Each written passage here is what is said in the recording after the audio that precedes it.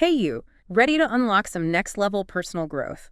We're doing a deep dive today into two names you've probably heard before, Matthew Ferry and Joe Dispenza. And they're both known for this idea of like transforming your life through your mind, but their methods are surprisingly different. So that's what we're going to break down today. We're going to look at what the experts say and see, what might actually work best for you. Because there's a lot of different approaches out there. Yeah, and we've got research and articles and podcasts to look at, so... A lot to unpack. Yeah, let's jump right in.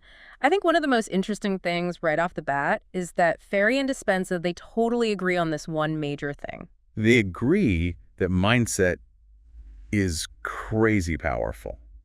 And not just thinking positive thoughts, although that's important, but like they believe that you can rewire your brain to experience reality in a whole new way. It's like upgrading your operating system or something, right? Yeah, like a total system upgrade. But they go about it in different ways. And I'm interested in this idea that Ferry talks about, these like hidden motives to survive that hold us back. Can you unpack that a little bit? Yeah. So he uses this idea of you have this inner monkey in your brain, and its only job is to keep you safe.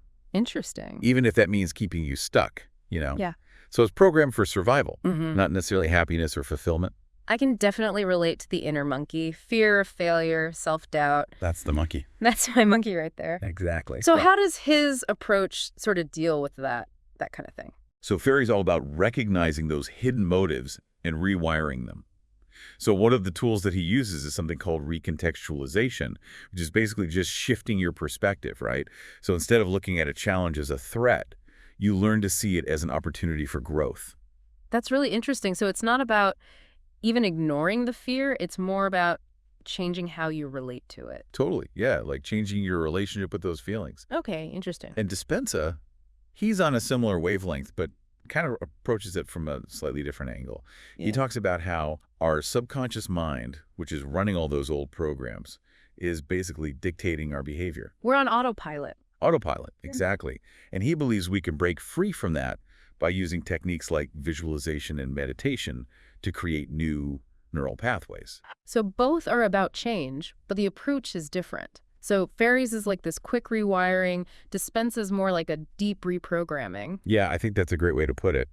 And interestingly, they're both big proponents of meditation and mindfulness, which we hear a lot about these days. Yeah, everybody and their mother's meditating now. Right? Right. But they kind of use it in slightly different ways. In what way? So for Ferry, meditation is really about quieting that inner monkey mind. So you can access a state of effortless action, and Dispenza uses it more to access these higher states of consciousness and literally change your energy. So the how is different, but the why is pretty similar. It's about getting out of your own way and tapping into some deeper awareness. And this is where I get interested, is that Ferry talks about these rapid shifts, like almost instant. And Dispenza is much more about a gradual transformation. Totally, yeah. So what's that all about? So that's definitely like a key difference in their approaches. So Ferry's rapid enlightenment process is all about creating those swift, dramatic shifts in consciousness. Like the express lane to personal growth. Yes. Yeah. And he does that by helping you identify and shift your unconscious reflexes, which are basically those automatic reactions that keep you stuck. He's got a whole toolbox of techniques for rewiring those reflexes. Dispenza, on the other hand, focuses on a more gradual rewiring of the brain through consistent practice. Less about quick fixes, more about a lifestyle change. Yes, exactly.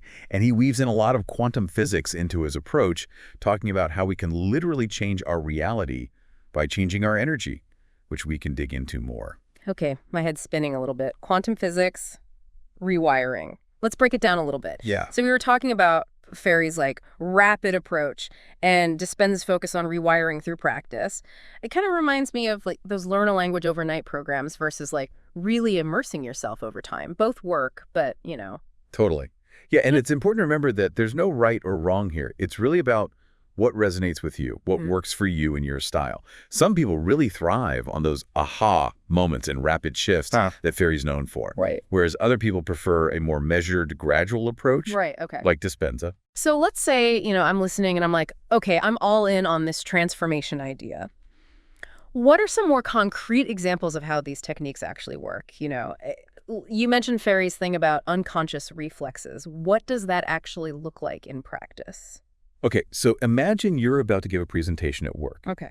You start feeling that knot of anxiety in your stomach. Yeah. That's an unconscious reflex, right? Right. Your brain is associating public speaking with danger. So Ferry's techniques would help you to rewire that reflex. So instead of seeing the presentation as a threat, you might recontextualize it as an opportunity to, share your expertise, connect with your audience. You're changing the story you're telling yourself about it. Exactly. You're shifting from that fear-based response to something that's more empowered and aligned with your goals. Now, with Dispenza, it's about tapping into this quantum field, which he believes connects us all. Right. And he uses these guided meditations and visualizations to help you kind of shift your energy and align with your desired outcomes. So give me an example, because the quantum stuff always kind of throws me off a little bit. What would that look like in practice? Sure. So let's say you wanted to manifest a new job. Dispenza's method would involve vividly visualizing yourself in that new job, feeling the emotions of gratitude and accomplishment as if you already have it.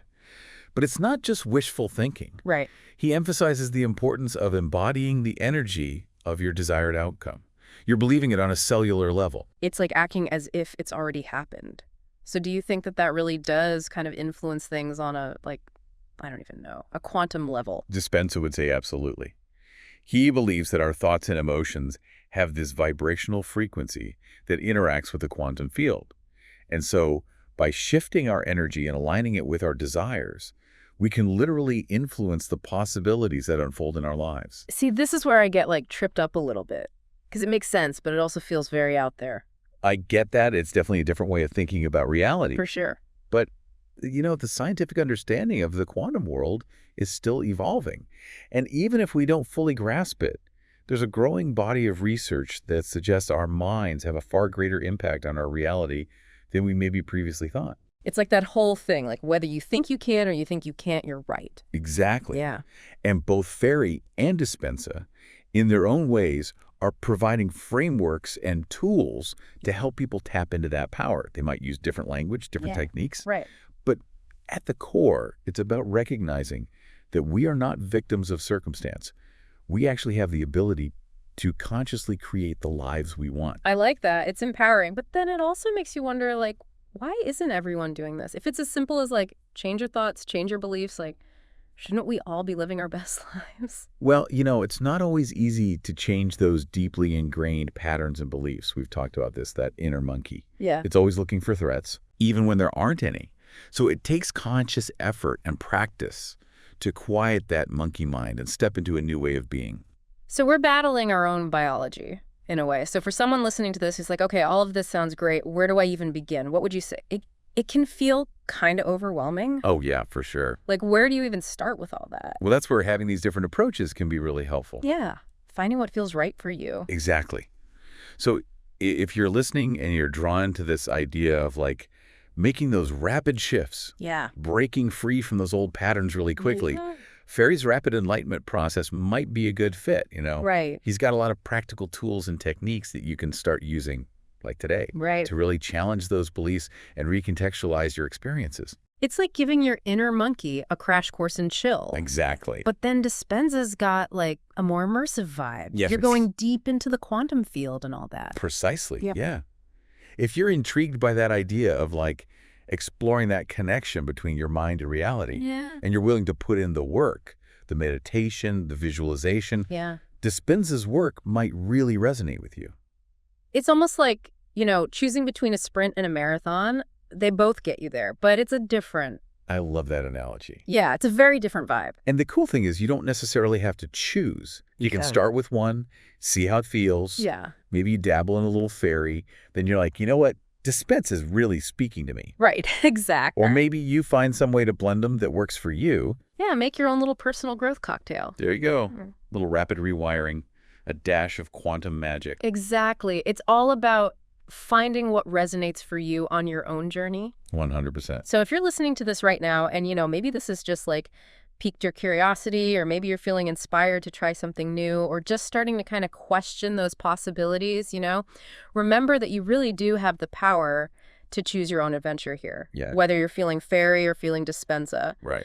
The thing to remember is that transformation is a journey. It's not a destination, so It's ongoing. Keep exploring, keep learning, and keep believing in the power of your own mind. I think that's the biggest takeaway here. Beautifully said. And on that note, we'll wrap up this deep dive. Until next time, keep those minds open and keep reaching for those aha moments.